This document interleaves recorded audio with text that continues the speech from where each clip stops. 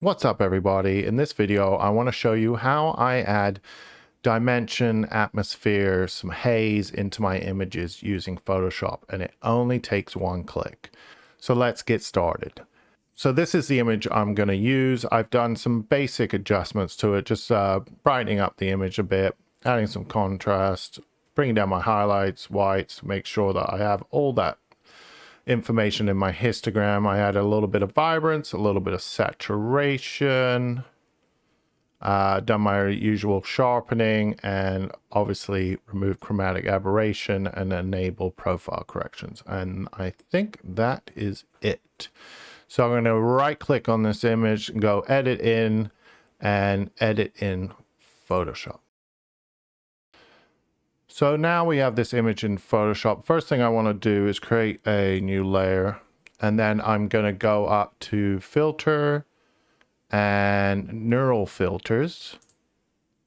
If that doesn't show up, you might have to update your Photoshop. And then I'm going to come over to beta filters and then the depth aware haze filter, and just click this little icon there, and it will automatically put haze onto your image.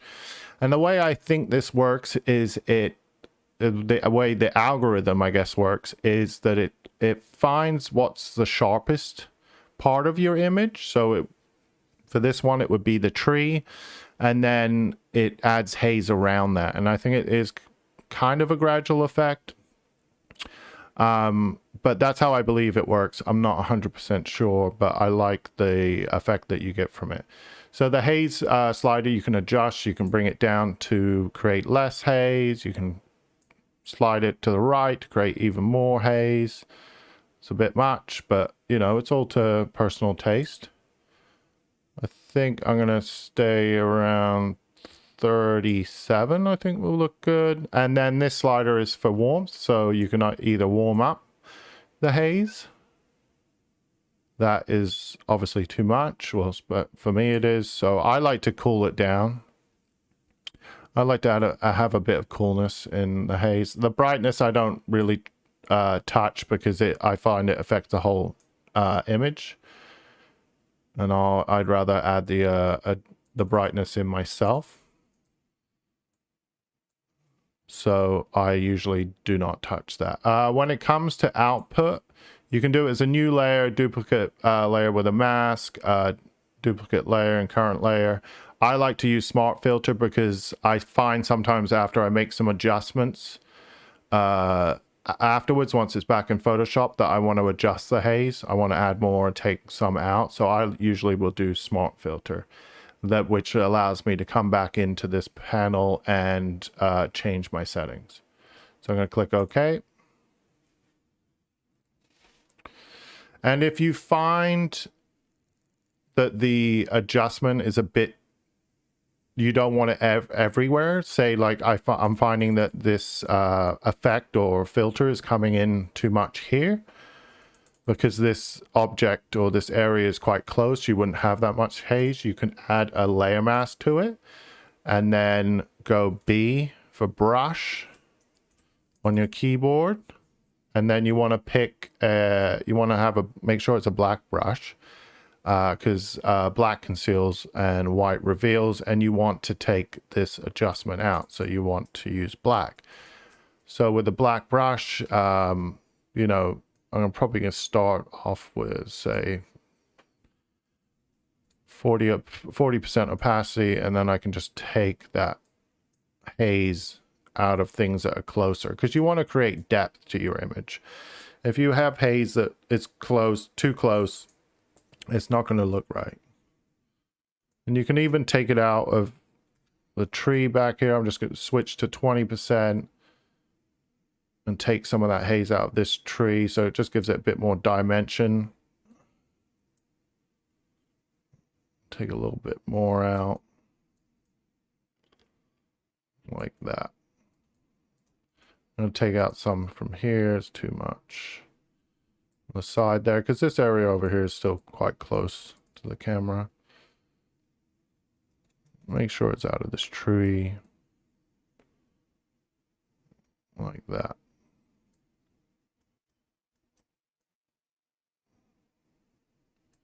And then we'll do a before and after. So that's before that filter was applied. And that's after. And then this was before I masked out any of the haze. And then that's after. And I just think it's a really cool filter. It's really quick and easy to use. I find it works really well with forest images. I don't find it works well at all with regular landscape images, like if it's a sunset or anything like that. But you can play around with it and see. Maybe you can get some really cool effects out of it. But yeah, I think it's just real easy way to add depth and dimension and atmosphere to your images. The other thing I would do is come in, maybe we'll just do a bit more here. So I do a midtones 2 mask, or a luminosity mask, which I always do to bring in some midtones boost. I'll bring that down a little bit, bring up my whites. A little bit more, create that mood that I like. And then I come in and do a dodge layer. So I just created a new transparent layer. I'm going to change my blending mode to overlay. I want to pick a warmish but fairly desaturated color. I'll switch over to my Wacom tablet. Then I'll come in and create some light on this tree that was already coming in. That's too much opacity. I'm going to go Control Z and take that out. Start off with 6. I like to start pretty with a low opacity and kind of work the effect in. I'm just going over the highlighted spots just to add a bit more dimension to this tree. Some beautiful old growth trees at Lighthouse Park.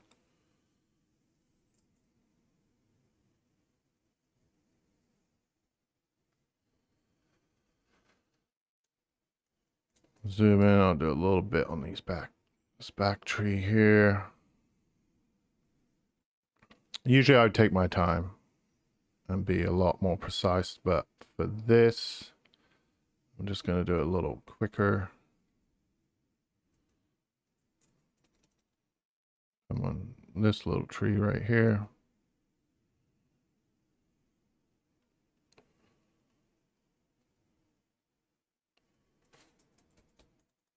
Let's see how that did.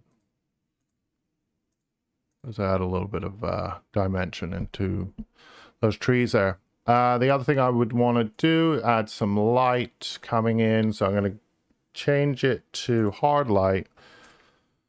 I'm going to stick with that color that I have already chosen.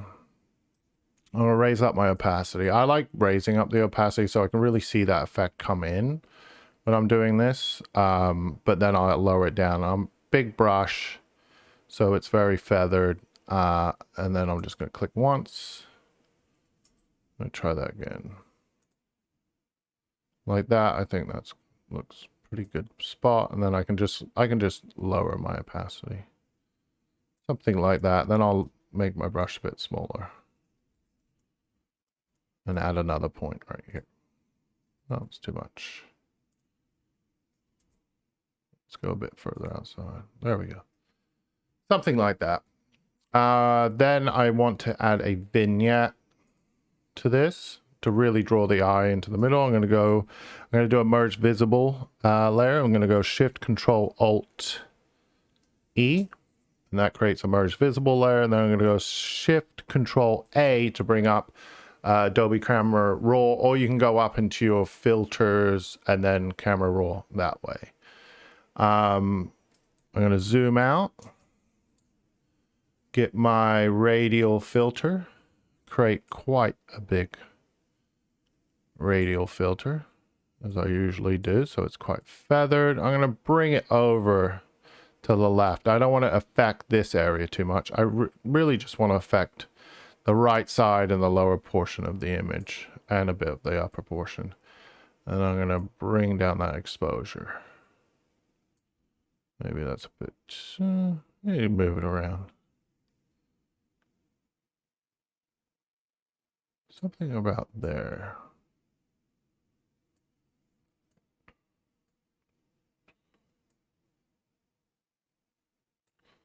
Bring in some whites. Keep that. The white's still popping a bit.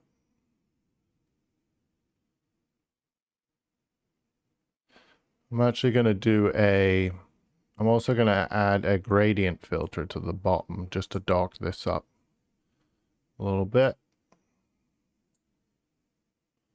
Maybe take a bit of saturation out.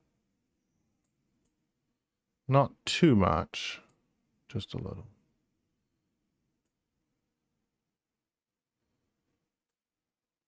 Click OK. Maybe that overall effect's a bit too much, so I'm just going to lower my opacity down a bit. I would like to get rid of these distractions just right here real quick. So I'm going to go Shift Control E to do a new merge visible layer. I'm going to go L for lasso tool. It's one way I like to get rid of distracting things. Just go around the subject, and the lasso tool's just up here. And then I go right click, fill, and I want to make sure it's content aware fill, color adaptation, normal, 100% opacity. Then click OK and see how this is done. It could have done a better job, but let's try this area real quick. Do the same thing. For this, I'm going to leave it. I would usually, when I get to areas like that and it's not getting what I want, I'll sometimes use the stamp removal tool. So once again, I've done lasso, right click, fill, and I feel like this is going to do a good job, and it did. That's perfect. And you can't really tell if you just if you were just uploading this to Instagram or something, you're not going to really be able to see what that's done down there. If you know, obviously if you were printing it, I would definitely take my time and make sure that looks perfect. But for this video, I think that's fine. I want to add a bit more brightness into the middle, coming from this left side, so the eye will tend to stay more in the center of the image. So I'm going to go and add an adjustment, a brightness contrast adjustment. I'm going to bring up the brightness and the contrast to a point I think looks good. And then I'm going to mask in the adjustment, but first I want to make this into a black layer mask, and the way I'm going to do that is make sure I click on the mask, go Control I to invert it, and that will create a black mask. And then I'm going to go B for brush, and then I want to make sure that I'm using a white brush to reveal that adjustment, because right now I'm concealing it with that black mask and I want to reveal it now. And I'm using a white brush to do that. I'm going to go with 60% opacity and just start bringing that in. I definitely want a bit more in this middle here area so that the eye really comes through the image. I'm going to go back to my adjustment and brighten it up a little bit more.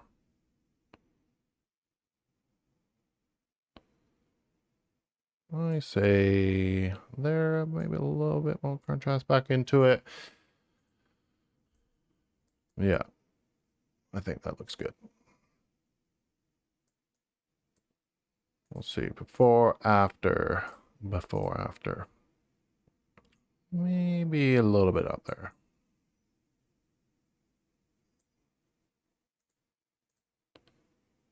Let's see a quick before and after. Let's see what that adjustment's done. Maybe add a bit more up in here. A little bit down here. I'm wondering if it's a bit too bright here, so I'm going to press X to switch it to black. Felt like it was a bit strong on this left side. And take that out.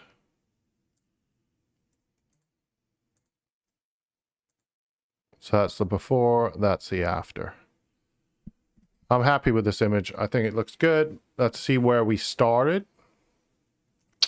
So I'm going to hold Alt and click on the little eye icon at the bottom, and that's where we started. That was out of Lightroom with a few adjustments made just to make sure my histogram was, there was nothing clipping like blacks or highlights, and a few adjustments, some saturation, some vibrance. And this is where we ended up. And I really like that neural filter. I know it's a beta version, like I said, but hopefully they stick with it and make it even better. Thanks very much, everyone, for watching this video. If you have any questions, please leave them down below in the comments, and I will do my best to answer them. If you like the video, please give it a thumbs up. If you want to see more videos like this, then please subscribe. And I'll see you in the next one. Thanks, everyone.